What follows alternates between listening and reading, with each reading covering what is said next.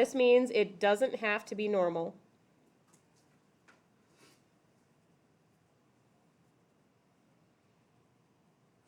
In any data set, 1 minus k squared, as long as k is bigger than 1,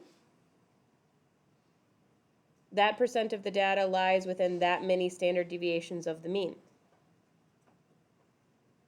So if I was like, and this is any data set, so if I said how many for 2 standard deviations, you'd plug in a 2 at the bottom, 2 squared is 4, that means 75% of the data would be between 2 standard deviations of the mean at least. So it's at least, it could be more than that, but at least.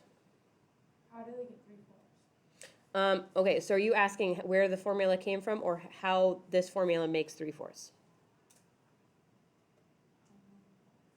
Do you know they're using a formula? So that's the formula right there. Where did you do from?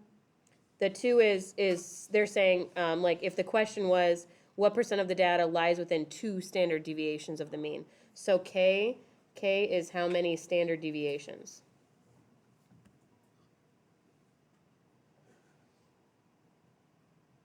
And it's 1 minus 1 over k squared.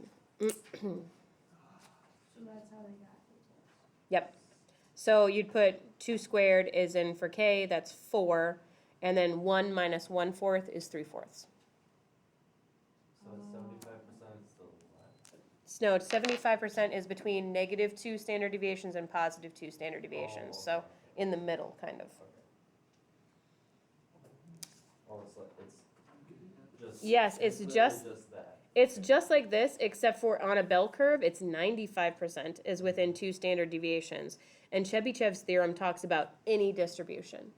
Like you could have a uniform distribution or whatever distribution, but at least 75% is between those 2 marks, essentially. All right, backside.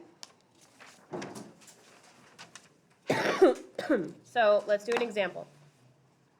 The age distribution in Alaska, the average is 35.3 and the standard deviation is 21.1. That's pretty big. Make a statement about the data using Chebyshev's theorem and k equals 1. All right, so if we do 1 minus 1 over, did I want 1? No, we don't want 1. I meant k equals, let's do 3.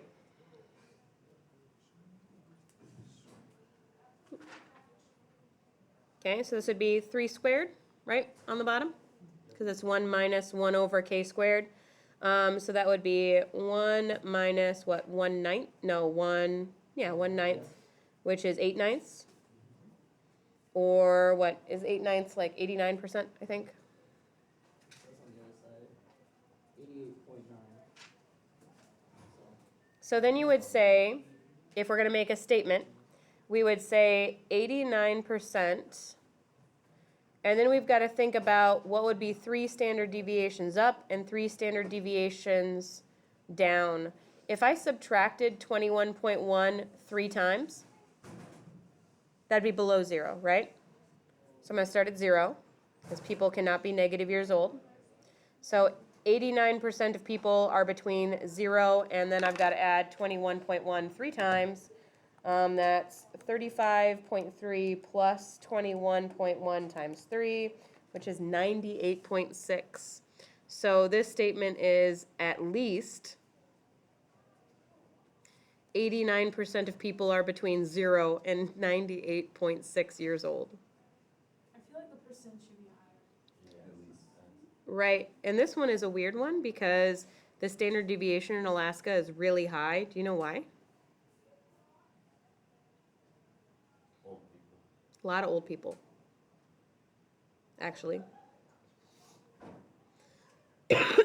Which means that the standard deviation is really high. It's mostly in Alaska, the age distribution is super weird. It's not, the reason why they used it is because it's not like a bell curve. In most places, you have a lot of people who are kind of, Gustavo, come on. You got a lot of people who are kind of like mid-range, but in Alaska, it is a lot of people who are retired to Alaska and a lot of like young families. So we got people kind of on both ends balancing each other out. So the average there is 35.3, but not a lot of people are actually 35 in Alaska. It's just the average. Do you see what I mean? Okay. And remember, it's at least. And this works with all data sets. So some of them it'll make more sense for, but yeah, I bet at least 89% of people are between 0 and 98.6.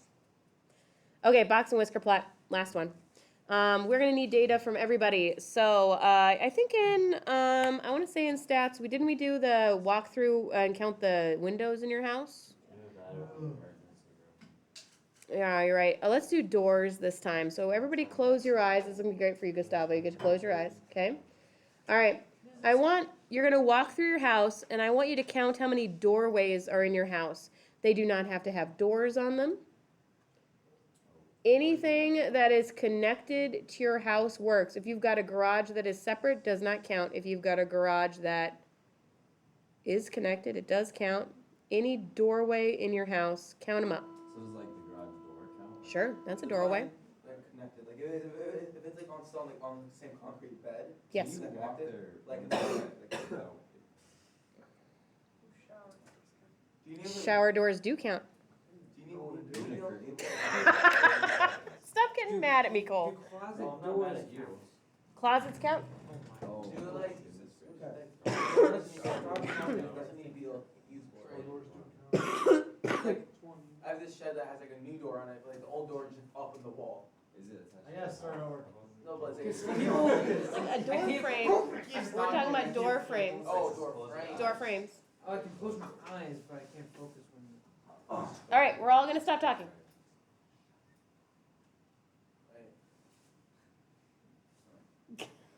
Okay. Oh my god. Gustavo was asleep a minute ago. Okay, no, but it's an actual question. Go back to sleep. Okay, but like, you know, like the door, like there's like a door frame. Then on the outside, there's like another like metal door frame that goes on the outside. Right. Does that count as two or one? We'll count them as Why one. is this so important? Okay, we're all done now. Okay. Use your judgment. I know, but I can't. All right, and we're being quiet.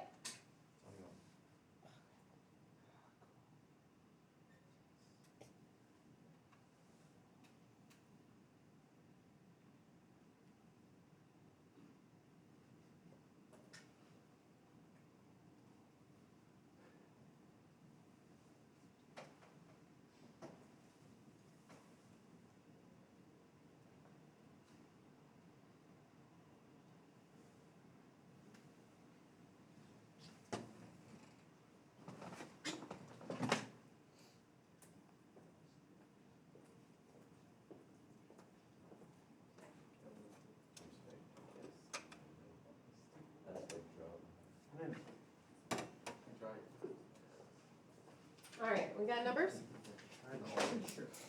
Michael, what do you got? 26. Tegan? 36. 36. Cole? 21. 21. Triton? 18. Caitlin? 29. 22. Carter?